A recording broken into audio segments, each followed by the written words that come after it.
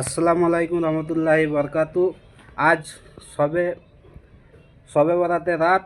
এই সবে বরাতে রাত নিয়ে মিজানুর রহমান আজহারি সাহেব কি বললেন আপনারা মন দিয়ে শুনুন। সুন্নাহকে যদি আমরা জিজ্ঞেস করি, বিশ্বনবী রেখে যাওয়া সুন্নাতে যদি আমরা একটু তালাশ করি, একটু স্ক্যানিং করি, একটু চোখ গোলাই, তাহলে সুন্নাহ আমাদেরকে বলে বেশি বেশি নফল ইবাদত করো আর আল্লাহর নৈকট্য হাসিল করো।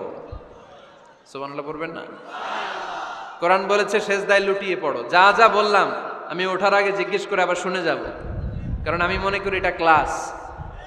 এটা কি ক্লাসে পড়া দেওয়া নেওয়া আছে না নাই?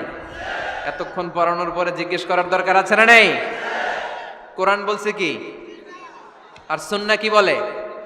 নফল ইবাদত। আওয়াজ করে বলতে হবে, সুন্নাহ কি বলে? বুখারীর বর্ণনা, আল্লাহর হাবিব সাল্লাল্লাহু আলাইহি ওয়াসাল্লাম বলেন, মা ইয়াজালু আবদি ইয়াতাকাররাবু ইলাইয়া বিন নওয়াফিল। বান্দা যত বেশি নফল ইবাদত করতে থাকে, করতে করতে করতে করতে বান্দা আমার কাছের নৈকট্য প্রাপ্ত বান্দা হয়ে যায়। হাত্তা উহিব্বাহু, এরপর আমি আমার বান্দারে এত ভালোবাসি, কুনতু সামআহুল্লাযী ইয়াসমাউ বিহি। বান্দা যখন শুনে সে তার নিজের কান দিয়ে শুনে না, আমি আল্লাহর কানে শুনে। কুনতু বাসরাহুল্লাযী ইউবসিরু বিহি। বান্দা যখন দেখে নিজের চোখে দেখে না, আমি আল্লাহর চোখে দেখে। ওয়া ইয়াদাহুল্লাতী ইয়াবতিশু বিহা। বান্দা যখন কিছু ধরে বান্দার হাতে ধরে না, আমি আল্লাহর হাতে ধরে। ওয়ারিজলাহুল্লাতী ইয়ামশি বিহা। বান্দা যখন হেঁটে যায় ওর নিজের পায়ে হাঁটে না, কেমন যেন আমি আল্লাহর পায়ে হাঁটে। আওয়াজ করে বলতে হবে আল্লাহু আকবার। মানে আল্লাহ বুঝাতে চাইলেন আমি তখন তার কান হয়ে যাই, আমি তখন তার চোখ হয়ে যাই, আমি তখন তার হাত হয়ে যাই, আমি তখন তার পা হয়ে যাই। আমার আর তার মাঝে আর কোনো ফারাক থাকে না, সে আমার একেবারে নিকটে চলে আসে। আওয়াজ করে পড়েন সুবহানাল্লাহ। তাহলে বান্দা যখন নফল ইবাদত করে তখন বান্দার হাত আর বান্দার হাত থাকে না, ওইখানে আল্লাহর হাত যুক্ত হয়ে যায়। বান্দার পা থাকে না, সেখানে আল্লাহর পা যুক্ত হয়ে যায়। বান্দা যখন দেখে নিজ চোখে দেখে না, আল্লাহর দৃষ্টিশক্তি সেখানে যুক্ত হয়ে যায়। চিল্লায় বলেন ঠিক কি না? এজন্য নফল ইবাদত করতে রাজি আছেন তো? সুনানে তিরমিজির বর্ণনায় আল্লাহর হাবিব সাল্লাল্লাহু আলাইহি ওয়াসাল্লাম বললেন, হাদিসে কুদসি, কিয়ামতের দিন বান্দার যখন ফরজে ঘাটতি হবে, কিসে ঘাটতি হবে? ফরজে।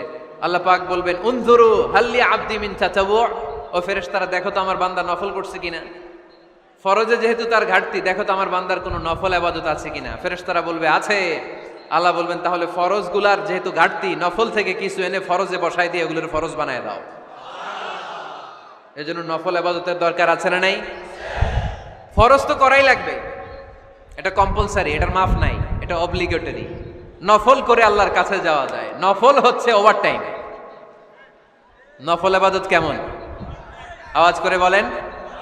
তাহলে কোরআনের আলোকে আমরা জানলাম যে আল্লাহর কাছে যেতে হলে কি করতে হয়? সেজদা দিতে হয়। আর সুন্নাহর আলোকে আমরা জানলাম আল্লাহর কাছে যেতে হলে কি করার মাধ্যমে কাছে যেতে হয়? আওয়াজ করে বলেন। নফল ইবাদত করতে রাজি আছেন সবাই? সবচাইতে শ্রেষ্ঠ নফল ইবাদত হচ্ছে কোরআনের তেলাওয়াত, ঠিক কি না?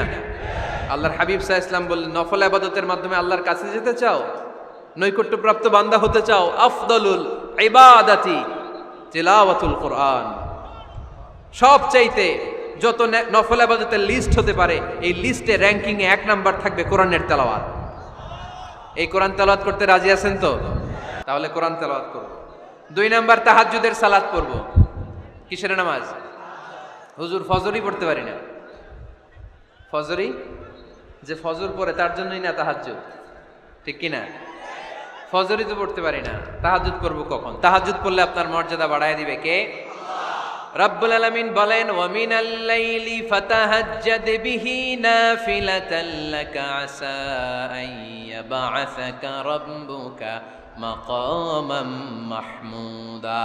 তাহাজ্জুদের নামাজ যারা পড়বে তাদের মর্যাদা বাড়িয়ে দেয় কে? কারণ ওই মুহূর্তে আল্লাহ প্রথম আকাশে নেমে আসেন আর ডাকে, আলামিন মুস্তাগফিরিন আগফির আলা। কার ক্ষমা দরকার? ক্ষমা চা, ক্ষমা করে দেব।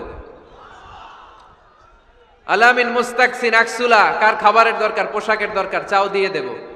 চাও, কার কি লাগবে চাও, আমি দিয়ে দেব।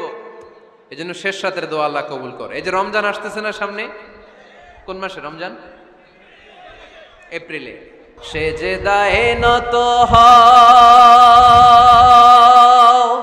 অশ্রু ছাড়ো,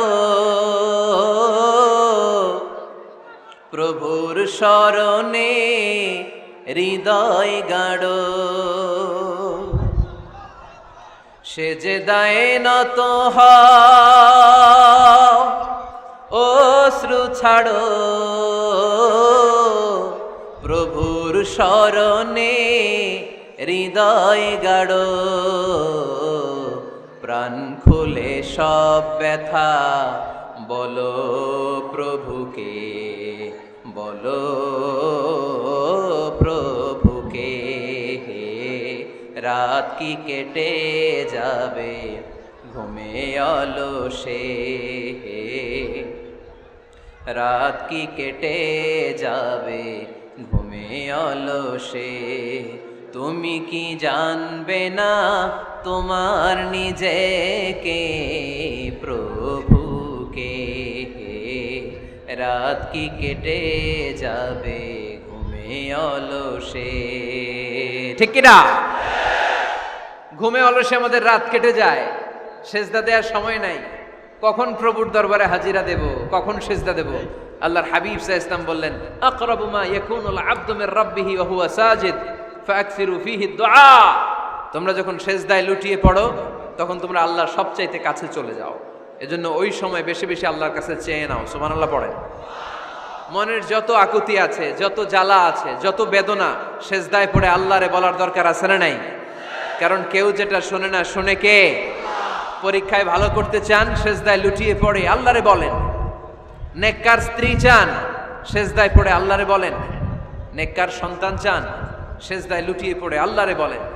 বিসিএস পরীক্ষায় টিকতে চান, সেজদায় লুটিয়ে পড়ে আল্লাহকে বলেন। পাসপোর্ট দিয়ে রেখেছেন, ভিসা হয় না, সেজদায় লুটিয়ে পড়ে আল্লাহরে বলেন। মনের যত জ্বালা, যত যন্ত্রণা, যত আকুতি, যত হাহাকার, সেজদায় লুটিয়ে পড়ে আল্লাহরে বলেন। কারণ আল্লাহর দরবার এমন দরবার, এই দরবার থেকে কেউ কোনোদিন খালি হাতে ফিরে না। চিল্লায় বলেন ঠিক কিনা? কেউ ফিরে না খালি হাতে আল্লাহরে তোর দরবারেতে, তাই না? পড়েন সবাই, কেউ ফিরে না। আকরাবু মা ইয়াকুনুল আবদু মির রাব্বিহি ওয়া হুয়া সাজিদ। বান্দা যখন সেজদায় লুটিয়ে পড়ে, বান্দা আল্লাহর সবচাইতে কাছে চলে যায়। এই কথাটা মনে থাকবে আপনাদের সবার। আমরা কখন আল্লাহর সবচেয়ে কাছে যাই? আওয়াজ করে বলেন। যখন আমরা সেজদায় পড়ে থাকি। আপাত দৃষ্টিতে মনে হয় সেজদাটা যখন দেই জায়নামাজের উপরে আমার কপালটা পড়ে, সেজদাটা যখন দেই মসজিদের টাইলসের উপরে আমার সেজদাটা পড়ে, সেজদাটা যখন দেই মনে হয় যে মসজিদের কাপড়ের উপর আমার কপালটা পড়ে। কিন্তু বিশ্বনবী বলেন না, তোমার কপালটা আল্লাহর কুদরতি পায়ের উপরে পড়ে। আকরাবু মা ইয়াকুনুল আবদু মির রাব্বিহি ওয়া হুয়া সাজিদ। বান্দা যখন সেজদায় লুটিয়ে পড়ে, বান্দা আল্লাহর সবচাইতে কাছে চলে যায়।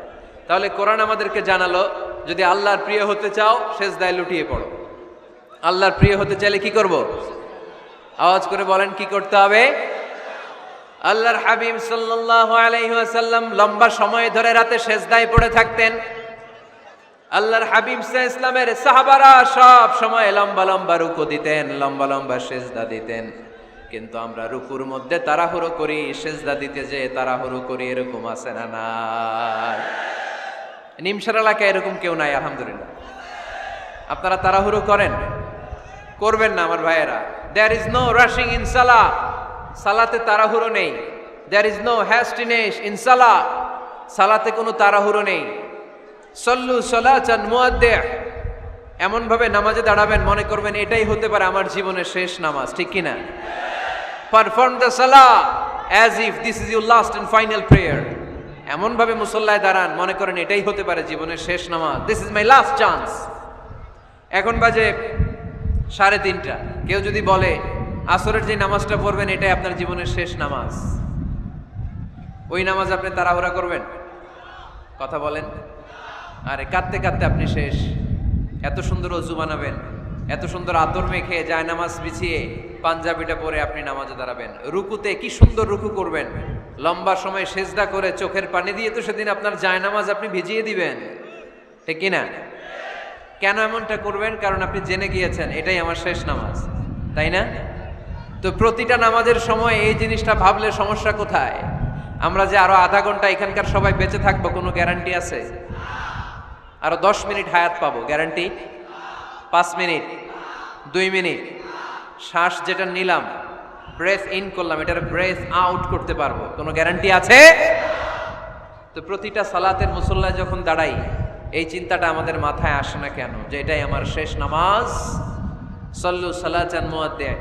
আমার প্রিয় কুমিল্লাবাসী ভাইয়েরা, যখনই নামাজে আমরা দাঁড়াবো, আমরা ভাববো হতে পারে এটাই আমার জীবনের শেষ নামাজ, এটাই জীবনের, ভাবা যাবে? আর লম্বা চূড়া রুকু করবেন, লম্বা সেজদা করবেন, রুকুতে পিঠটা সোজা রাখবেন। আল্লাহর হাবিব সাল্লাল্লাহু আলাইহি ওয়াসাল্লাম যখন রুকু করতেন, পিঠটা থাকতো স্ট্রেট ফরওয়ার্ড, বাঁকাও না, উঁচুও না, ওয়াকানা বাইনা যালিক। সাহাবারা বলতেন আল্লাহর হাবিব সাল্লাল্লাহু আলাইহি ওয়াসাল্লামের রুকুর পিঠের উপরে পানি ভর্তি কোনো গ্লাস রেখে দিলে গ্লাসটাও কাঁপবে না, পানিটাও পড়বে না। তার মানে বাঁকা ছিল পিঠ, তাই না? কি ছিল? সোজা। আবার আল্লাহর হাবিব সাল্লাল্লাহু আলাইহি ওয়াসাল্লাম বললেন সবচেয়ে বড় চোর যে নামাজে চুরি করে। সাহাবারা বললেন কাইফা ইয়াসরিকু ফিস সালাহ, নামাজে কেমনে চুরি করে?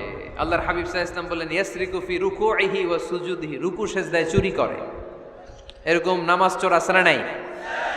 রুকু থেকে সোজা হয়ে দাঁড়িয়ে কয়েক সেকেন্ড আপনি রিল্যাক্স করবেন।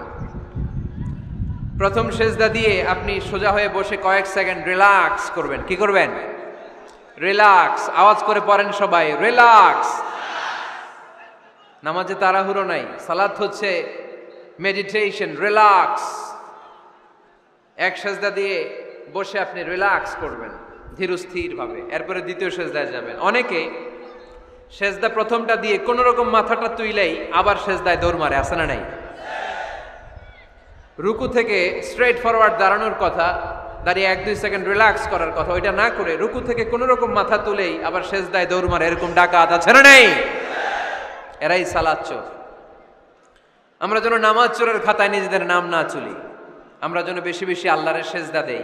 তাহলে কোরআন আমাদেরকে জানালো আমরা যদি আল্লাহর কাছে যেতে চাই কি করতে হবে? বইলা গেছি, খাইয়া ফেলাইছি, আওয়াজ করে বলেন কি করবেন? আল্লাহর হাবিব সাল্লাল্লাহু আলাইহি ওয়াসাল্লাম সব সময় লম্বা লম্বা সেজদায় পড়ে থাকতেন। আল্লাহর নবীর সাহাবারা সব সময় লম্বা লম্বা সেজদায় পড়ে থাকতেন। আল্লাহ বলেন তারাহুম রুকআন সুজদা, আপনি দেখবেন আল্লাহর নবীর সাহাবারা আবু বকর, ওমর, উসমান, আলী রাদিয়াল্লাহু তাআলা আনহুম আজমাইন, তাদের স্বভাব ছিল বিপদে পড়লেই লম্বা লম্বা সেজদায় পড়ে যেতেন। তো আপনারা শুনলেন এতক্ষণ মিজানুর রহমান আজহারী সাহেবের মূল্যবান বক্তব্য। বক্তব্যটি ভালো লাগলে লাইক এবং কমেন্ট করবেন এবং নিত্য নতুন ভিডিও পেতে চ্যানেলটিকে সাবস্ক্রাইব করে পাশে থাকবেন।